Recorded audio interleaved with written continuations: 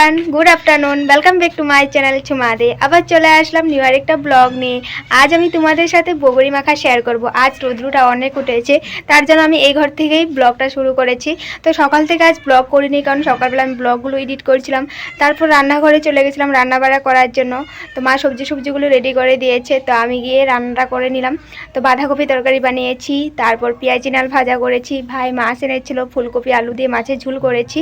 তো ভাত এখনও খাইনি, ভাই ওরা খেয়ে নিয়েছে, আমি পরে খাবো, এখন আমার খিদে পাইনি। তো আমি ভাবলাম রোদ্রটা থাকতে থাকতে তোমাদের সাথে বগুড়ি মাখা শেয়ার করে দিই, পরে না ইচ্ছে করে না মাখা করতে। আর আমাদের বগুড়ি গাছ থেকে বগুড়িই শেষ হয়ে যাচ্ছে, তো আমি কবে আর মাখা করবো, তারপর বগুড়িই পাবো না মাখা করার জন্য। তো বগুড়ি মাখা তো একটু কাঁচা পাকা বগুড়ি নিয়ে মাখা করলে ভালো লাগে। তারপর তো শুকনো বগুড়ি থাকবে, ওটার মাখাটাই অন্যরকম, কাঁচা বগুড়ির মাখাটার টেস্টটাই অন্যরকম। তার জন্য আমি তোমাদের সাথে ফুল শেয়ার করব। তো ব্লগটা কেউ মিস করো না আর স্কিপও করো না। তো দেখতে থাকো ব্লগটা। এখন গাছে থেকে বগুড়ি পারবো, তারপর গিয়ে বাইরে বসে না হয় এখানে বসেই মাখা করব।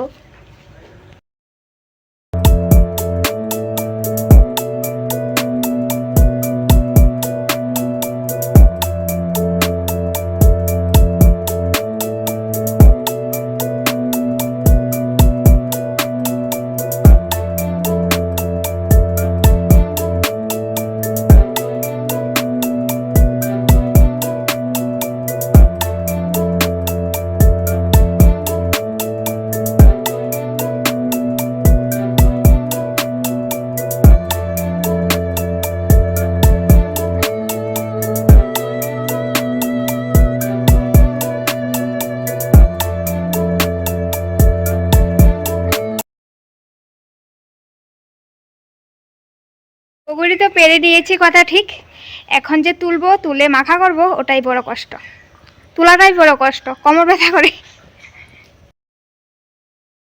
আমাদের গাছের বগুড়িগুলো খেতে কিন্তু অনেক টেস্ট, তার জন্য হয়তো কটা পাখি বাঁদর ঝাঁক পেতে বসে থাকে। এবার বগুড়ি ওরাই বেশি খেয়ে ফেলেছে, অন্যবার কিন্তু খেলেও এতটা খায় না, এবার অনেক বগুড়ি খেয়েছে। তো আবার অনেকে গাছের থেকে পেরে পেরে নিয়ে যাচ্ছে, আবার নিচেও অনেক বগুড়ি পড়ে, তার জন্য এবার বগুড়িটা তাড়াতাড়ি আমাদের শেষ হয়ে যাচ্ছে।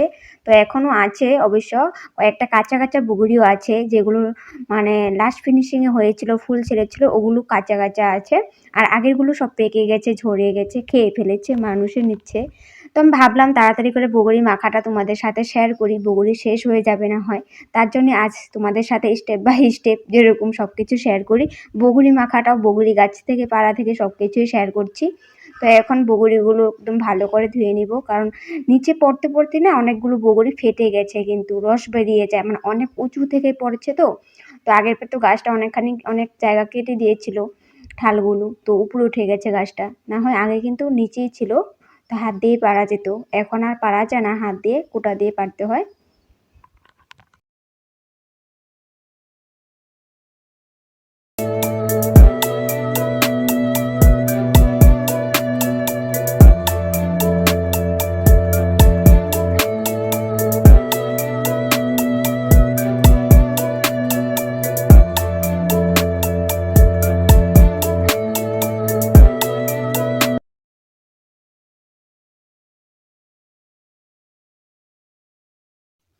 দেখো ধইন্যাপাতা গাছগুলো কিন্তু ফুল হয়ে গেছে, এগুলোতে গুটি হবে। তো পাতা নেই, তবু সুন্দর একটা গন্ধ আছে, কারণ এই ধনেপাতা গাছগুলোতে কোনো সার দেওয়া হয়নি। তো আমি সাইডে থেকে যেগুলো একটু একটু পাতা আছে ওইগুলো আমি নিয়ে নিয়েছি। তো ফুলটাও দিয়ে দেবো, কোনো ব্যাপার নেই, কারণ ধনেপাতায় তো ওগুলো থেকেই তো গুটি হবে, ওগুলো থেকেই তো ধনিয়া পাউডার বানায়, বা গুটিগুলো মানুষে ব্যবহার করে খায়। তার জন্য আমি নিয়ে নিয়েছি, কারণ বগুড়ি মাখাতে একটু ধনেপাতা দিলে কিন্তু ভালো লাগবে খেতে। তো আমি বগুড়িগুলো ভালো করে ভাই ধুয়ে এনেছিল, তারপর জলও একটু এনেছিল। ধনেপাতাটা আমি প্রথমে একটু ধুয়ে নিয়েছিলাম, আবার একটু ধুয়ে নিলাম। তো কলা পাতা নিয়েছি, আজ কলা পাতাতেই মাখা করব। আর মা যে সুপারি সেচে খায়, ওই সেচুনিটা নিয়েছি, ওটাকে কি বলে জানি না অবশ্য আমি। তো এটা নিয়েছি, ওটাতে সেচা দিয়ে মাখবো আমি বগুড়িগুলো। সব কিছুই তোমাদের সাথে শেয়ার করব।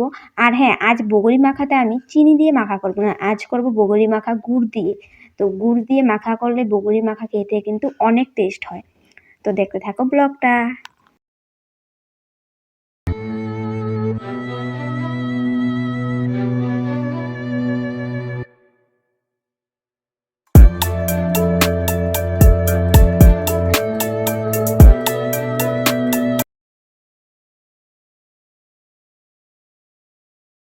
ভাই এনে দিয়েছে গাছের থেকে একটা কলা পাতা, তারপর আমি কলা পাতাটা ভালো করে ক্লিন করে নিয়েছি। তো আজ বগরি মাখা কলা পাতাতেই করব। টক জিনিস মাখা কলা পাতাতে করতেই কিন্তু ভালো লাগে। কলা পাতাতে কিছু খাওয়া কিন্তু অনেক ভালো। তো যাই হোক, দেখো আমি বগরিগুলো ছেঁচা দিয়ে নিচ্ছি। মা যেটাতে সুপারি ছেঁচা গুঁড়া করে নেয় ওটা নিয়েছি, ওটাতে কি বলে শিলাপাতা না কি জানি না, যেটাই হোক। তো এটাতে ছেঁচা দিয়ে নিচ্ছি। তো ভাই বলছে ক্যামেরার দিকে তাকা, কি একদিকেই থাকিস তাকাস না, তার জন্য হেসে দিয়েছিলাম।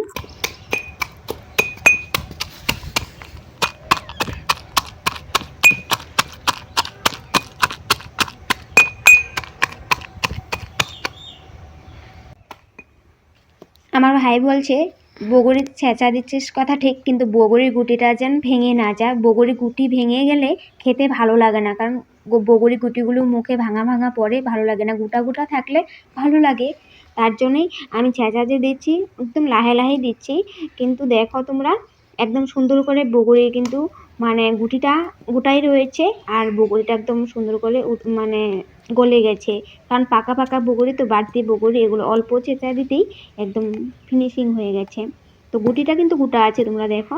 আর আমি কাঁচা লঙ্কাগুলোও দিয়ে দিয়েছি, কাঁচা লঙ্কাগুলো ভালো করে ছেঁচা দিয়ে নিব, মাখতে ভালোই হবে তার জন্য। আর আমি গুড়ের উপরে কিন্তু বগরিগুলো ছেঁচা দিয়ে রেখে দিয়েছি, তো এখানেই মাখা করব যেহেতু।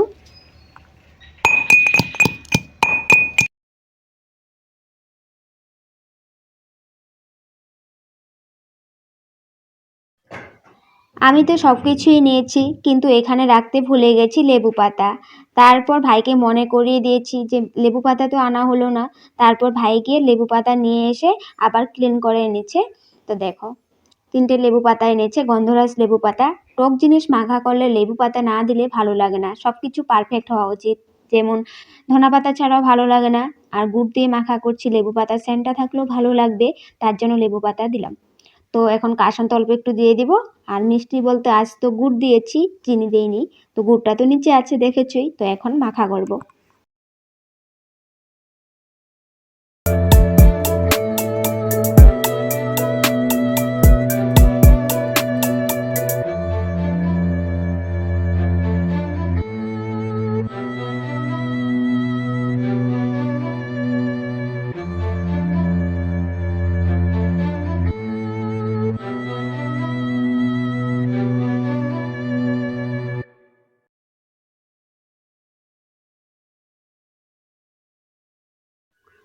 গুড় তো আঠা জিনিসের মতো, তো গুড়টা যে রেখেছি কলা পাতাতে লেগে ধরেছিল, তার জন্য আমি ভালো করে গুড়টা মেশানোর জন্য মাখা করছিলাম। কারণ সবগুলোতে গুড়টা লেগে গেলে খেতে ভালো লাগবে, এক জায়গাতে গোটা বেঁধে থাকবে তখন তো ভালো লাগবে না খেতে, তার জন্য।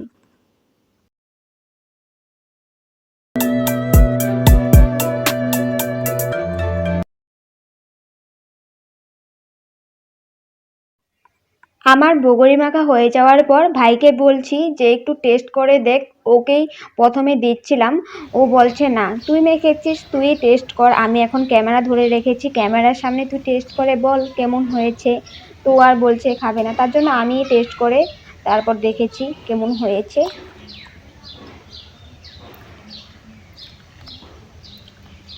এত টেস্ট বগরি মাখা হয়েছে, মানে কি বলবো তোমাদেরকে, তোমরা যদি নিজে খেতে না তবে বুঝতে, অনেক টেস্ট হয়েছে।